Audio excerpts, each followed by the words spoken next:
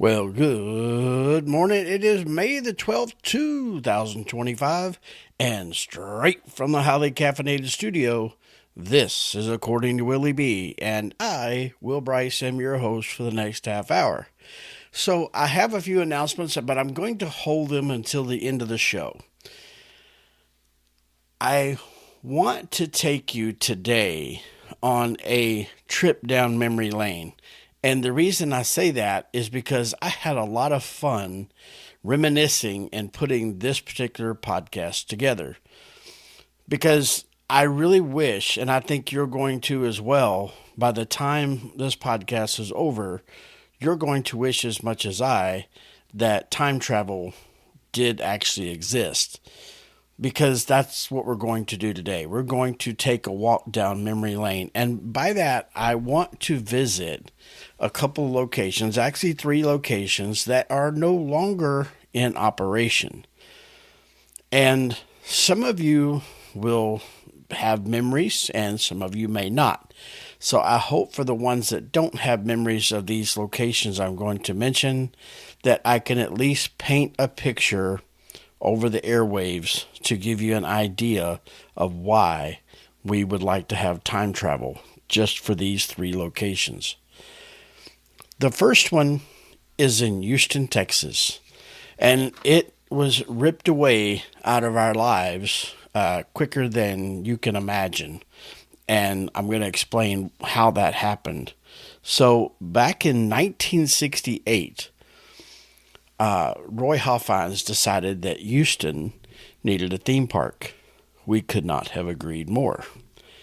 And a few bit time later, Astroworld was born. It was directly across the street from the Astrodome, which, as most of you know, was touted as the 8th wonder of the world. When they made the decision to close Astroworld, a huge part of our lives was ripped away, because it was a theme park unlike any other theme park. Now, I've been to a lot of theme parks in my life, and at the end of the day, a theme park is a theme park is a theme park. They all have their uniqueness about them, but they're still a theme park. Where Astroworld, and maybe I'm biased, maybe I am, but for those of you that are familiar with Astroworld, you're going to say, no, you're not. You're spot on. Keep talking. Astroworld was one of a kind, and it had some uniqueness from the front gate until the very back fence that you could walk. And I'm going to try to paint a picture for you, if you've never been, that you will understand why we were so upset when they pulled Astroworld from us. Now, I believe it was in 2009, Six Flags, and I have no hard feelings towards Six Flags. They came in and they bought the property. And they said, don't worry, we're not going to Six Flags your Astroworld. We're going to help you make it better. Wrong. They came in, they put in their insignia, they put all the prices went up, the quality was there was a lot of changes we were not happy about, but we still had our theme park. And then it was later slated that, they were going to bring in some mega coasters and make it as great as some of the other Six Flags parks. Wrong again.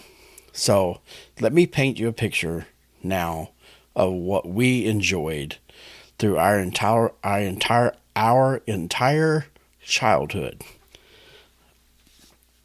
First of all, when you drove up, when you were coming around 610, which was the loop around Houston, you were coming around 610, you could see it.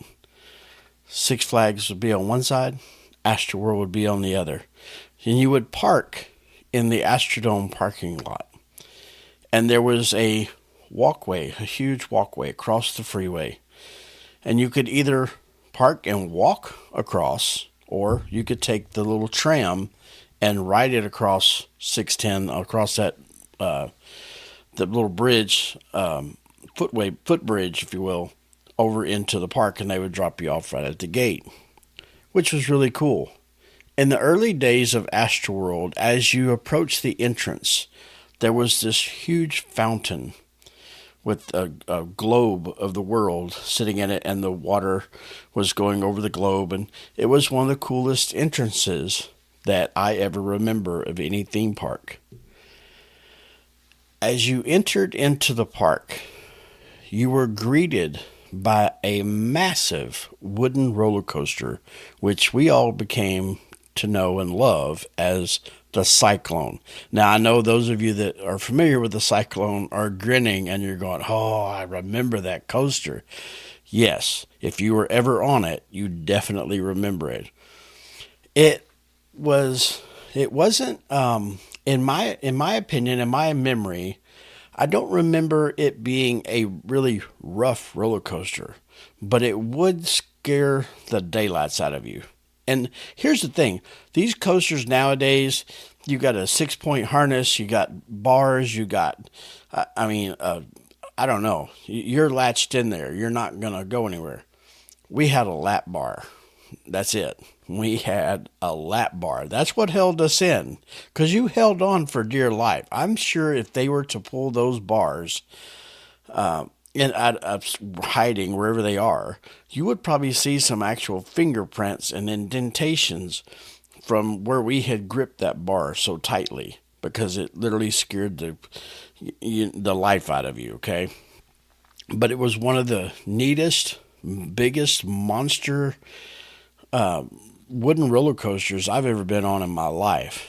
And it has always remained my favorite wooden roller coasters. And as a coaster junkie, I always rate coasters after I got like, okay, that coaster's really awesome. But the Cyclone was in a class all by itself. But Astroworld didn't stop there. We had some of the most unique roller coasters in the industry at the time. So if you think back in the late 70s, early 80s, mid 80s, we had some of the most unique coasters. One of my favorites of all time, and I have never seen another coaster like this, and it was called the Twister. It might have been the Ultra Twister, but I remember it as the Twister. This was like 4 roller coasters in one. You went all the way up to the top, and you went backwards, and then you came screaming back down, and you went through an inverted loop, and then when you come out, you're not done. There was a steel roll cage that had the tracks in there twisting. So you came out of that inverted loop and went straight into that barrel cage and did a barrel roll twice. And then you come back through it the other direction. It was probably one of the most exhilarating coasters I've ever been on in my entire life. And I've been on some of the biggest, the tallest, the fastest, etc., etc., etc. But the Ultra Twister, no. Hands down, in a class by itself. And we had multiple of those. But it wasn't just the coasters. It wasn't because we had the Batman coaster. We had the Cyclone. We had the Grease Lightning. I mean, the list goes on. We had about a dozen coasters. And there was one called Exhilarate, XLR8, that was one of the top 12 coasters in Six Flags possession at the time. So we had our coasters. I kid you not. So we were, when it come to theme park, we were an official theme park. But we had some other stuff that was cool. Like at the end of the night, they had a Batman and a show with the fireworks. They would hand you these little tiny boxes of cereal. I get that sounds corny now, but back then as a kid, man, that was just awesome. You would munch on that on the way home and talk about all the rides that you've been on. Now I'm going to tell you about something else. And if you've ever been to Astroworld, you know where I'm going. The Rainbow Bakery. So Rainbow Bread had a bakery inside the front gate of the park. And I believe it was over to the left, just right after you came through the front gate. And you could smell that bread. And it was the best smell in the world. And they made these little miniature loaves of bread They weren't I mean, they would fit in the palm of your hand. They were really small, but they were fresh. They baked them every morning. And just as a kid, to walk around, munch on a little mini loaf of bread that cost you like, everybody remembers a different price. I've heard everything from, I remember when it was 15 cents. I'm like, well, okay, I don't remember that. But I remember, I think 30 cents, 50 cents, etc. I even think, if I remember correctly, it even gone to $1 in the latter days. But nevertheless, it was so cool. That was something that was unique, that was tied to Astroworld. It had some of the different villages. It had a German village with the Alpine coaster. We had one of the most, this wasn't even a roller coaster, but it was like this massive washing machine drum that was in the ground, and you had to go up the steps.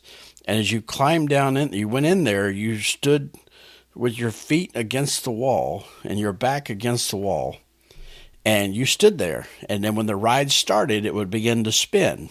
So it was literally like you went through the spin cycle. And the faster it spun, it would suck you to the wall and the floor would drop out.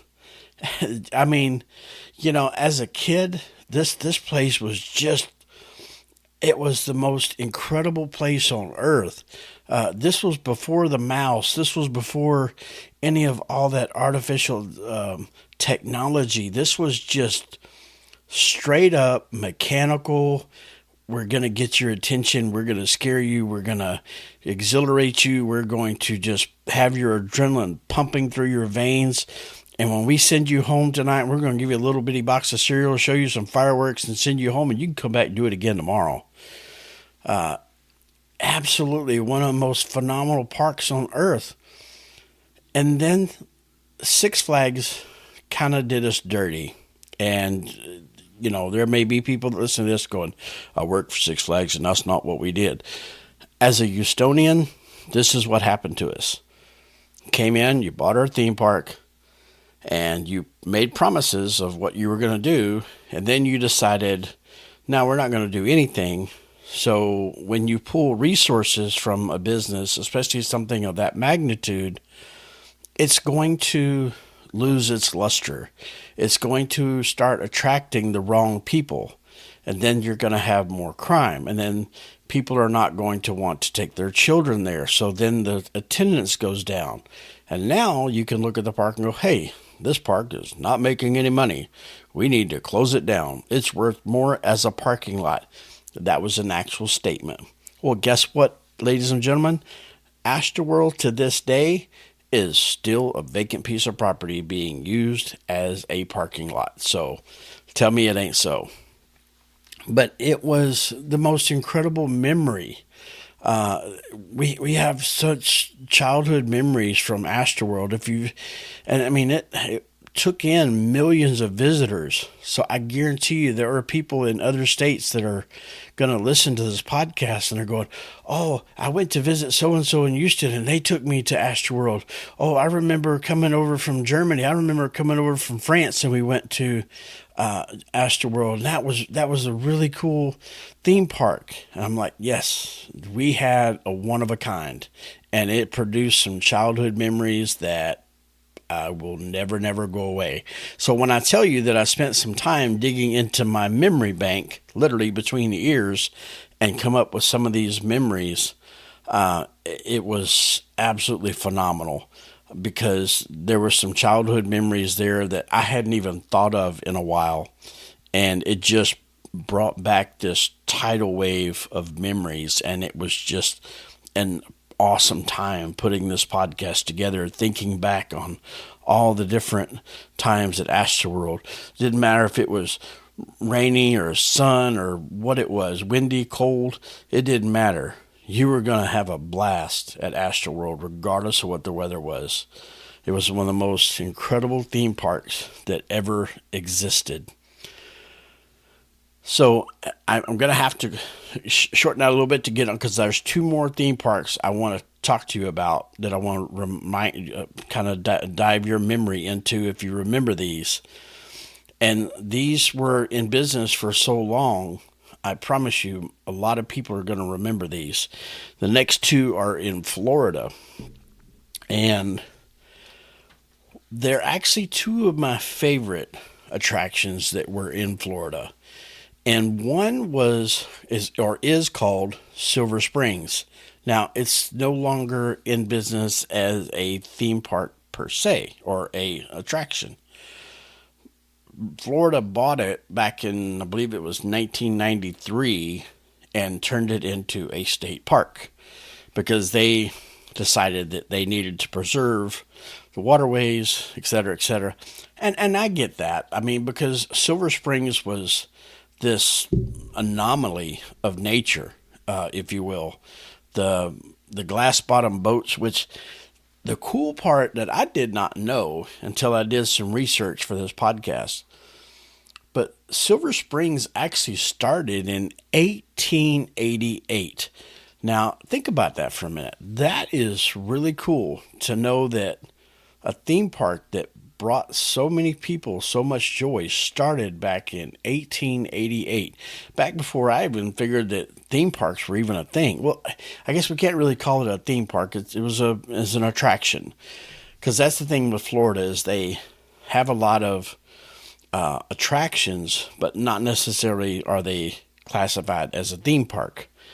But they had their claim to fame was the glass bottom boats, because the lake that it sits on is just immensely clear, and you can see, it looks like you can see down to next week when you look through those glass bottom boats, which actually started. There was a guy named, I'm trying to think what this guy's, Hullum, I think his name was Hullum Jones, I believe is who he was. And in 1888, he took a wooden boat and put glass panes into the bottom of the boat so that you could see as he took them across the lake over to other areas. And so there began Florida's first attraction. It was followed closely and immensely popularity by Cypress Gardens, which is also one of my favorite attractions. Now, you wouldn't think as a kid that, especially back at the time I was 7, 8, 9, 10, 11 years old, that a kid would really get a lot out of this botanical garden park. But let me tell you, they had a lake and they had water ski shows. They had little animal attractions. They had the gator shows. I'll never forget the gator shows that they had at Cypress Gardens. As far as a memory goes for Cypress Gardens, and I'm going to tell this on myself as usual, I don't know why everything always has to be at my expense. It seems like be like some kind of pattern here, but nevertheless, here I am. I'm about 9 years old. Never mind what year it was. I was about 9 years old, and we are at Cypress Gardens, and we're sitting in the front row. Now, they have their skiers making the different formations, and I challenge you to go, if you're not familiar, go Google it. It's some of the most impressive stuff you'll ever see. But they had these clowns that would drive these little skiff motorboats, and they did acrobatic stuff on the water as well. This particular clown, decides to drive his skiff up on the little embankment there. It's carpeted. And he gets out of the boat, gets a stick, gets a balloon, blows up the balloon, and goes to hand this balloon to me. I'm a 9-year-old child. What was a 9-year-old child do? He reaches for the stick to grab the balloon. When I grab the stick, the clown releases the balloon because it was not tied to the stick, and away goes the balloon, and everybody laughs. That's great. I'm glad everybody got a laugh out of it. I remember my reaction was not one of disappointment. It was, what did you just do? Are you okay with your decision on doing that to a 9-year-old child? Which he seemed to be, since he was laughing so hard. But, I digress. That left a memory, or maybe it's a mental scar. I don't know. But either way, it left a memory that I've never forgotten. I'll tell you something else. They used Mastercraft boats. And I remember these boats. They had a red one and they had a blue one. And it had Mastercraft down the side and it had the stars. To this day, I have never owned a Mastercraft boat. But when I see a Mastercraft boat anywhere, I immediately think of those skiers, which I also immediately think of losing my balloon that day. So, thank you, Mastercraft, for that. But these were some simpler times. When I think back, if some of these attractions that have died off, we have become, I'm not sure quite how to put this. I know for myself, from what I see, I think we, as a society, we have become overstimulated. And so something as simple as Cypress Gardens, something as simple as Silver Springs, etc., it just doesn't hold our attention the way it used to because we've been overstimulated by technology. So it takes a lot more to get our attention. You take a 9-year-old child today, how would they react today if a clown handed them a balloon that flew away? I don't know. I don't know that I want to know. But my point is, it's just some of these attractions that have faded away. That's one of the reasons, is because we've just become overstimulated. And that's why I tell you, travel is so important in our lives. Travel and going to different places and experiences. This is what we have to make sure that we maintain in our lives, is because we need that stimulation of experiences and nostalgia that is just spread across this globe more than we can ever even fathom. But, I remember a story about Cypress Gardens when they first started, when they first opened. And they opened in 1936. Now, don't get me wrong, I wasn't there in 1936. I'm not that old. But they had this massive flowering vine at the entrance. And it was at the time it was privately owned. And they had a freeze in Florida, believe it or not. They don't have that very often, but they have had their share of them. And it killed this vine at the entrance. Well, this was their draw card, if you will. So the lady the husband that they had started this Cypress Gardens, she called one of the workers in the park, and she said, "I need you to put this dress on," which was a Southern Belle dress, huge. They became famous for it, where they have the Southern Belle ladies dressed in this massive dresses and all different colors, and they're scattered throughout the park. Now, remember, they're wearing this in Florida in the heat of the summer.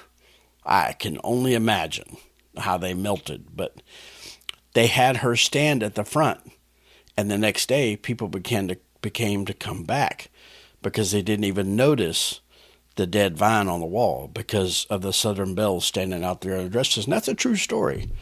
But that was really cool to me.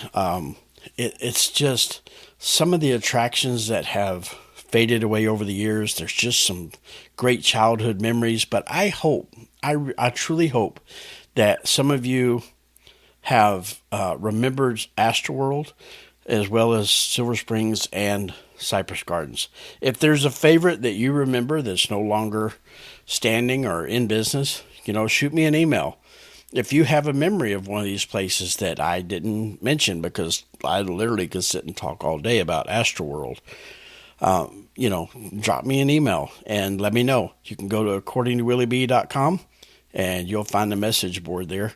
You're welcome to tell me anything about anything, and I'll be glad to read it. I do want to start sharing this next week some of the emails that I get, because some of them are just absolutely hilarious. As a matter of fact, I got one last week that someone had asked me, said, "Hey, can't you do a live podcast? We would love to interact with you during the podcast." Okay, a couple things. Number one, that would be a lot of rabbit trails. If you've ever talked to me in person, you know that you can take me down a lot of different rabbit holes, or I'll take you down a rabbit hole. we'll get off topic so quick and not even remember how to get back. So that's one faux pas that would definitely happen. The other is because I travel quite a bit, it would almost make it impossible because I have to pre-record this so that it's set to upload at the exact same time every week. So that would be a difficulty. Doesn't mean that sometime in the near future we couldn't do maybe one a month that was live. I have had a lot of interest in that.